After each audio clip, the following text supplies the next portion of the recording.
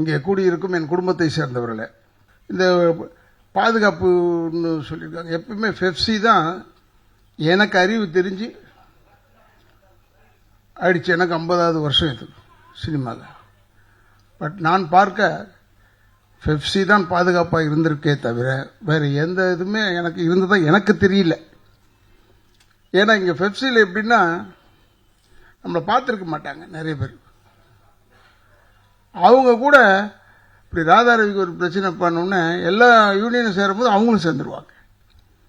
இந்த ஒரு ஒற்றுமை வேறு எங்கேயுமே கிடையாது. அதற்காக சொல்கிறேன்.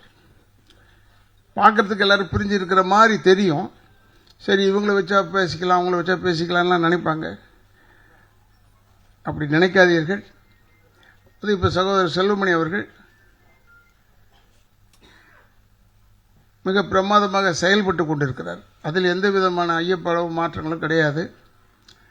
இந்த கமலா தேட்டரில் மீட்டிங்னு ஐ திங்க் இதுதான் என்னுடைய செகண்ட் டைம் வரேன்னு நினைக்கிறேன். சரி, எப்படி தான் இருக்குது மீட்டிங் பார்ப்போம். பார்த்தா இதை உங்களை பார்த்த உடனே நானே பயந்துட்டேன். முந்தியெல்லாம் நம்ம பெப்சியை பற்றி யாராவது பேசினா முடிஞ்சிடுங்க சார்.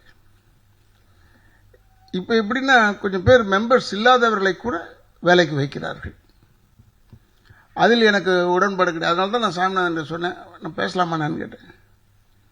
ஏன் பேசலான்னு சொல்கிறேன்னா, சகோதரர் செல்வமணி அவர்களுக்கு சொல்லிக் கொள்கிறேன், உங்களையும் ஏமாற்றி எங்களையும் ஏமாற்றி எல்லாரையும் ஏமாற்றி மெம்பர் இல்லாதவர்களை சேர்க்கிறார்கள், பேச வைக்கிறார்கள்.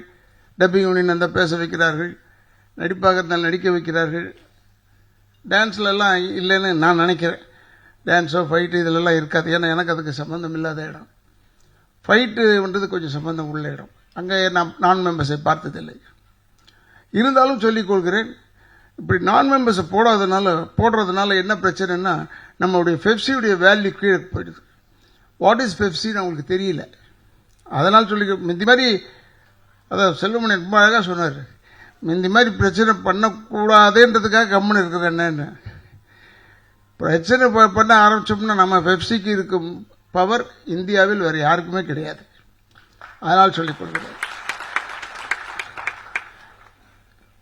எல்லாருக்குமே ரொம்ப மரியாதை உண்டு. ஏன்னா ஐசா இதுதான் நான் உதாரணமாக அப்போ ரொம்ப வருஷத்துலேருந்து சொல்லிட்டு இருக்கேன். ஐசா Amitabh Bachchan getting a letter. ஒரு லெட்டர் வந்தது, பேசக்கூடாதுன்னு. பேசாமல் போயிட்டார், வெளியே போய் உட்காந்துட்டார். அந்த லெட்டர் சால்வ் ஆகி வந்த உடனே தான் அவர் பேச ஆரம்பித்தார். அந்த மாதிரி ஒரு கட்டுப்பாடு வர வேண்டும். அதுதான் பாதுகாப்பு ஆக்சுவலாக. ஏன்னா எனக்கு பாதுகாப்பு வரணும்னா நான் அப்படி தான் கேட்பேன். இந்த கார்டு ஐடென்டிட்டி கார்டோட வர சொன்னார் பாருங்க. அது வேலைக்கு செல்லும் பொழுது ஐடென்டிட்டி கார்டோடு தான் வரணும்னு சொல்லி நாங்கள் ஸ்ட்ரிக்டாக சொல்லியிருக்கோம். ஆனால் இருந்தாலும் இப்பொழுது தெரிந்தது, இது மாதிரி கூட்டத்துக்கு வரும்போது கூட நாங்கள் ஐடென்டிட்டி கார்டு தான் போட்டு வரணும். நான் போடவில்லை. அதனால் முதல்ல மன்னிப்பை கேட்டுக்கொள்கிறேன். அவர் சொன்னது நியாயம். ஏன்னா தெரியணும், இல்லை இவர் நம்ம ஆளா இல்லை வேலையாளான்னு தெரியணும். அதற்காக ஐடென்டிட்டி கார்டு. ஐடென்டிட்டி இல்லை என்றால், ஒரு மனிதனுக்கு ஐடென்டிட்டி இல்லை என்றால் அவன் மனிதனாகவே கருதப்பட மாட்டான். அதனால் இப்படி எனக்கு ஒரு பெரிய வாய்ப்பை கொடுத்த அத்தனை உள்ளங்களுக்கும் என்றென்றும் நான் பெப்சிக்கு உறுதுணையாக இருப்பேன். அதில் எந்த விதமான சந்தேகம் கிடையாது. எனக்கு என்ன சம்பளம் வாங்குகிறோம், சம்பாதிக்கிறோம், அதெல்லாம் வேறு விஷயம். இதை நான் பல ஆண்டுகளாக சொல்கிறேன். நான் எப்பயுமே பெப்சியோடையே இருக்கிறவன் இங்கே இருக்கிற நிறைய பேருக்கு தெரியும். 40 வருஷமாக இருக்கேன் பெப்சியோட. அதனால் இப்படி சொல்லிக்கொண்டு இந்த